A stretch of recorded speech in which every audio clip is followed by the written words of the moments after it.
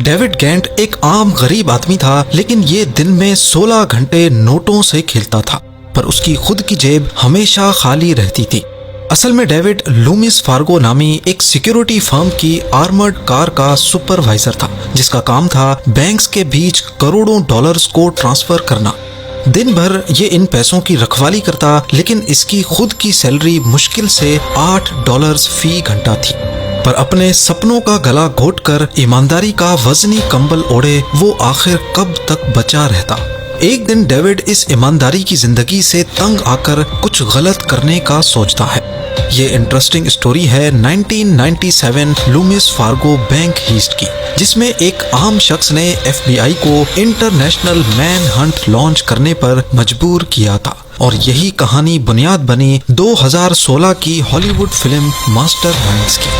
हैरत अंगेज तौर पे डेविड गेंट ने खुद अपनी ही कहानी पर बनने वाली फिल्म में काम भी किया, और बदकिस्मती से उसे इस काम के बदले में कोई पैसे भी नहीं मिले। ज़ेम टीवी की वीडियोस में एक बार फिर से खुशामदीद।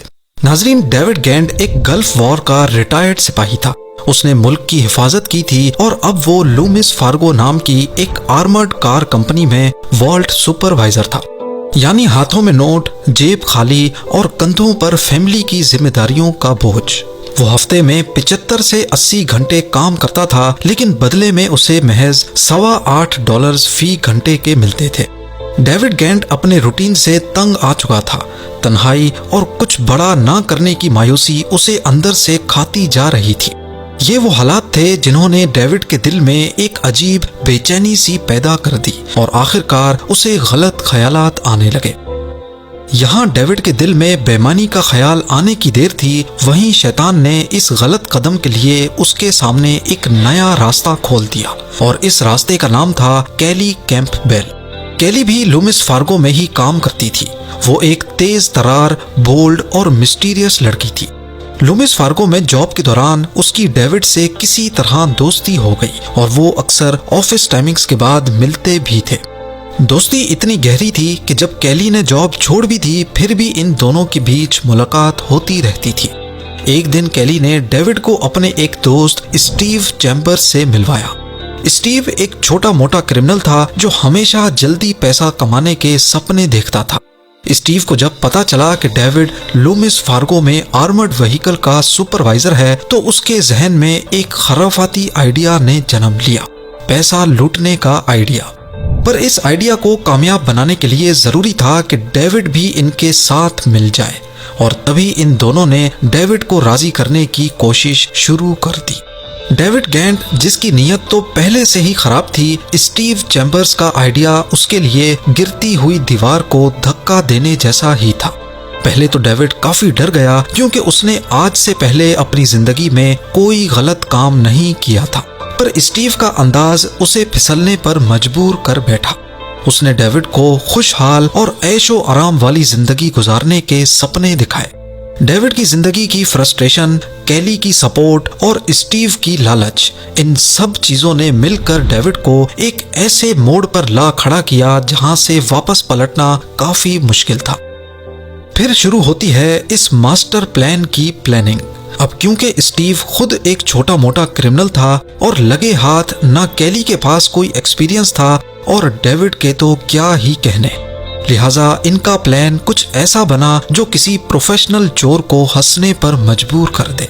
प्लान काफी सिंपल था। 4 अक्टूबर 1997 की रात ड्यूटी के बाद डेविड वॉल्ट में रुकेगा, सिक्योरिटी कैमरास ऑफ करेगा, उसकी कैसेट को भी चुराएगा, और उसके बाद कंपनी की वैन में पैसा भर के वहां से भाग जाएगा।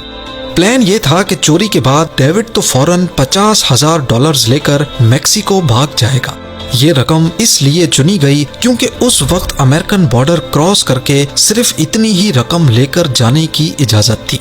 बाकी जितना भी कैश होगा वो स्टीव चैम्बर्स के पास ही रहेगा, और फिर मामला ठंडा होने के बाद डेविड वापस आएगा, और ये पैसा सब में इक्वली डिस्ट्रीब्यूट होगा। पर यहाँ एक मसला था, प्लान में एक बहुत बड़ा नुक्स मौजूद था। डेविड इतना बड़ा रिस्क लेकर सिर्फ $50,000 के साथ मेक्सिको भाग जाएगा, तो बकाया लूटी हुई रकम जो स्टीव के पास होगी वो आखिर बाद में भी डेविड के साथ आखिर क्यों शेयर करेगा। लेकिन आंखों पर बंधी लालच की पट्टी ने डेविड को अंधा कर दिया था। उसने इस बारे में कभी सोचा ही नहीं। और फिर आखिर वो रात आ ही गई। 4 अक्टूबर 1997 को शाम 6 बजे ही डेविड ने अपने साथ ट्रेनी स्टाफ को घर भेज दिया। अब वो अकेला था जिसके पास वॉल्ट की जिम्मेदारी थी। डरा सहमा हुआ डेविड वॉल्ट के अंदर गया और प्लान के मुताबिक उसने 2 सिक्योरिटी कैमरास को डिसेबल कर दिया। वो कैसेट भी निकाल ली जिसमें सारी रिकॉर्डिंग्स मौजूद थीं। लेकिन गलती से वो तीसरा कैमरा बंद करना ही भूल गया जो वॉल्ट के एक कोने में छुपा हुआ था। ये तीसरा कैमरा उस वक्त से लेकर अगले कुछ घंटों तक लूमिस फार्गो रॉबरी के तमाम मंजर रिकॉर्ड करता रहा। बिल्कुल इस बात से बेखबर डेविड ने वॉल्ट से कैश उठाना शुरू कर दिया। पर यहाँ एक और मसला था। इस बार वो कैश गिनकर ट्रांसपोर्ट करने के लिए नहीं उठा रहा था, बल्कि उसे सारा वॉल्ट ही खाली करना था, वो भी एक साथ और बिल्कुल अकेले। इनमें ज्यादातर $20 के नोट थे। एक अंदाजे के मुताबिक ये 8 लाख से ज्यादा नोट या 8,000 से भी ज्यादा गड्डियां थीं। इतनी ज्यादा गड्डियों को वैन में भरने के लिए बहुत सारा टाइम भी चाहिए था। अगले 2 घंटों तक वो वैन में कैश भरता रहा। तकरीबन $17.3 मिलियन का कैश भरने के बाद उस वक्त उसको ये मालूम भी नहीं था कि वो अमेरिकन हिस्ट्री की दूसरी बड़ी लूट को अंजाम दे चुका है। वैन में सारा कैश लोड होने के बाद डेविड खुशी से नाच उठा और उसका ये डांस भी तीसरे कैमरा में रिकॉर्ड हुआ। अगली सुबह जब लूमिस फार्गो के बाकी एम्प्लॉयज आए और उन्होंने वॉल्ट खोलने की कोशिश की तो वॉल्ट की चाबियां गायब थी। पुलिस बुलवाई गई। उस वक्त क्योंकि सिर्फ डेविड गेंट ही ऑफिस में मौजूद नहीं था, इसीलिए वो शुरुआत से ही प्राइम सस्पेक्ट बन गया। जब सिक्योरिटी कैमरा की फुटेज देखी गई तो सारा शक यकीन में बदल गया और आखिर में डेविड के डांस ने जलते पर नमक डालने का काम किया। सिक्योरिटी फुटेज में देखा गया कि डेविड चोरी करने के दौरान बार बार अपने पेजर पर किसी को मैसेज कर रहा था। इससे ये बात साबित हो गई कि वो जरूर इस काम में अकेला नहीं था। अब पुलिस ने डेविड गेंट और उसके साथियों की तलाश शुरू कर दी। अगले 2 दिनों तक पूरा शहर तलाश करने के बाद FBI के एजेंट्स को कैश वैन जंगल में पार्क हुई मिली। वैन के अंदर $3 मिलियन के करीब कैश अब भी पड़ा था, जो शायद भारी होने और टाइम की कमी की वजह से छोड़ दिया गया था। वैन में दोनों CCTV कैमरा की कैसेट्स भी पाई गई, यानी अब डेविड और उसके साथियों के पास करीब $14 मिलियन का कैश था। इनमें ज्यादातर $20 के नोट थे जो कि मार्क्ड भी नहीं थे, यानी अगर उनको कोई खर्च करेगा तो उन्हें ट्रैक भी नहीं किया जा सकेगा। वहाँ डेविड प्लान के मुताबिक $50,000 लेकर मेक्सिको भाग चुका था। वो वहाँ एक लग्जरी बीच रिजॉर्ट में पहुंचा और वहीं रहने लगा। पुलिस और FBI ने डेविड और उसके साथियों को तलाश करने के लिए अखबारात में एडवर्टाइजमेंट्स पब्लिश की और इस रॉबरी से मुतालिक खबर देने वाले को $5 लाख का इनाम देने का वादा भी किया। पुलिस ने शहरियों से अपील की कि अगर अपने गिर्द कोई ऐसा शख्स देखें जिसके पास अचानक से पैसा आया हो तो फौरन हमें रिपोर्ट करें। इस कैंपेन की वजह से पुलिस को दिन भर बहुत सारी कॉल्स आने लगी। मजबूरन पुलिस को लूमिस फार्गो रॉबरी के लिए एक अलग डेस्क अरेंज करनी पड़ी। ज्यादातर कॉल्स तो सिर्फ किस्मत आजमाने के लिए की जा रही थी, लेकिन इनमें एक कॉल ऐसी थी जिसने रुकी हुई इन्वेस्टिगेशन के नीचे पहिए लगा दिए।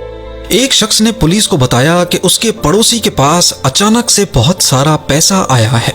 ये कोई और नहीं बल्कि स्टीव चैम्बर्स ही था जिसका असल में ये सारा प्लान था। FBI ने चुपके से इस पर नजर रखना शुरू कर दिया। मालूम ये पड़ा कि स्टीव से बिल्कुल रहा नहीं गया और उसने अपनी बीवी मिशेल के साथ मिलकर बड़ा और महंगा घर खरीदा है। एक नई BMW गाड़ी और दूसरी लग्जरी चीजों पर भी वो बहुत पैसा लुटा रहे थे। FBI ने उनके बैंक अकाउंट्स की जांच की तो मालूम पड़ा कि 4 अक्टूबर के बाद उन्होंने काफी सारा पैसा अचानक से डिपॉजिट किया है। उनका शक तब मजीद पुख्ता हो गया जब उन्हें बैंक टेलर ने बताया कि ये रकम $20 के नोटों के फॉर्म में लाए थे। मिशेल जो ये पैसे डिपॉजिट करवाने आई थी, उसने टेलर से ये भी पूछा था कि कितने पैसे डिपॉजिट करने पर आप लोग FED को रिपोर्ट नहीं करते। FBI का शक अब यकीन में बदल चुका था कि और कोई हो ना हो डेविड का साथ देने वालों में स्टीव चैम्बर्स और उसकी बीवी मिशेल तो जरूर हैं, लेकिन वो खामोश रहकर दूसरे साथियों और खासकर डेविड का पता लगाना चाहते थे। अभी इन्वेस्टिगेशन को करीब 10 दिन ही गुजरे थे कि सारी चीजें खुलकर सामने आ गईं। कहानी की तह तक जाने के लिए एफबीआई ने स्टीव चैम्बर्स के फोन को टेप करना शुरू किया। एक फोन कॉल में कन्वर्सेशन के दौरान डेविड गेंट के नाम ने एफबीआई के कान खड़े कर दिए। ये फोन कॉल स्टीव चैम्बर्स और माइक मैकेनी नामी शख्स के दरमियान थी और वो दोनों असल में डेविड को कत्ल करने की साजिश कर रहे थे। असल में स्टीव चैम्बर्स इतने ज्यादा पैसे देखकर पगला गया था। जैसा कि प्लान में एक फ्लॉ था, वो डेविड को मेक्सिको में ही मरवा कर सारे पैसे अकेले हड़पना चाहता था। एफबीआई ने माइक मैकेनी को अरेस्ट किया, जिसने सारा प्लान फौरन उगल दिया। माइक ने ही इंकशाफ किया कि डेविड मेक्सिको में मौजूद है और उसी ने बताया कि लूमिस फार्गो से कैश चुराने के बाद वो गाड़ी को Reynolds and Reynolds printing press की पार्किंग लॉट में लेकर गए थे और वहां कैश को दूसरी गाड़ी में शिफ्ट किया। हैरत अंगेज तौर पे स्टीव इसी प्रिंटिंग प्रेस में जॉब करता था। उसने इतना भी नहीं सोचा कि गाड़ी को किसी अननोन जगह पर ले जाकर कैश ट्रांसफर किया जाए, और क्योंकि उनके पास टाइम बहुत कम, कैश बहुत ज्यादा और प्लान बिल्कुल फारिग था, तभी उन्होंने $3 मिलियन गाड़ी में ही छोड़े और उसको जंगल में पार्क कर दिया। उन्होंने इतनी जहमत भी नहीं की कि गाड़ी को कहीं दूर छोड़ आए। ये जंगल स्टीव के ऑफिस के बराबर में ही मौजूद था और लूमिस फार्गो के वेयर हाउस से सिर्फ चंद किलोमीटर दूर। गोया पुलिस और एफबीआई को पहले 10 दिनों में ही तमाम ग्रुप का पता चल चुका था, लेकिन उन्होंने अगले 5 महीनों तक इंतजार किया। ठोस सबूत इकट्ठे किए गए और फिर 1 मार्च 1998 वाले दिन डेविड गेंट को मेक्सिको से अरेस्ट किया गया। अगले दिन स्टीव चैम्बर्स, उसकी बीवी मिशेल और कैली कैंपबेल को शार्लेट, नॉर्थ कैरोलिना से गिरफ्तार किया। एफबीआई ने लूटी गई रकम में से 88% वापस रिकवर कर ली, जबकि बकाया पैसे स्टीव चैम्बर्स ने लग्जरी आइटम्स खरीदने में उड़ा दिए थे। स्टीव चैम्बर्स को 11 साल की सजा हुई और डेविड गेंट को 7 साल की। डेविड पर बकाया गायब होने वाली $3 मिलियन की रकम का बिल भी फाड़ा गया, जो असल में उसने खर्च ही नहीं किए थे। 2016 में इस कहानी पर मास्टरमाइंड्स नामी फिल्म भी बनी। फिल्म के प्रोड्यूसर ने डेविड गेंट को कंसल्टेंट के तौर पर रखा, लेकिन उसे कोई सैलरी नहीं मिली, क्योंकि कानूनन डेविड को मिलने वाली कोई भी रकम डायरेक्टली उसका कर्जा उतारने के काम में लाई जाएगी। इस मौके पर डेविड कंस्ट्रक्शन वर्कर की जॉब करता था और उसका कहना था कि मैं अपनी कमाई से जिंदगी भर भी काम करके ये कर्जा नहीं चुका सकता। आज भी डेविड गेंट फ्लोरिडा के शहर जैक्सनविल में अपनी बीवी और बच्चों के साथ रहता है और कंस्ट्रक्शन वर्कर के तौर पर काम करके अपना गुजारा करता है। उसने सोशल मीडिया पर भी अपनी प्रेजेंस रखी हुई है और वो अपनी गलतियों से लोगों को सबक सीखने का मौका देता रहता है। उम्मीद है ज़ेम टीवी की ये वीडियो भी आप लोग भरपूर लाइक और शेयर करेंगे। आप लोगों के प्यार भरे कमेंट्स का बेहद शुक्रिया। मिलते हैं अगली शानदार वीडियो में।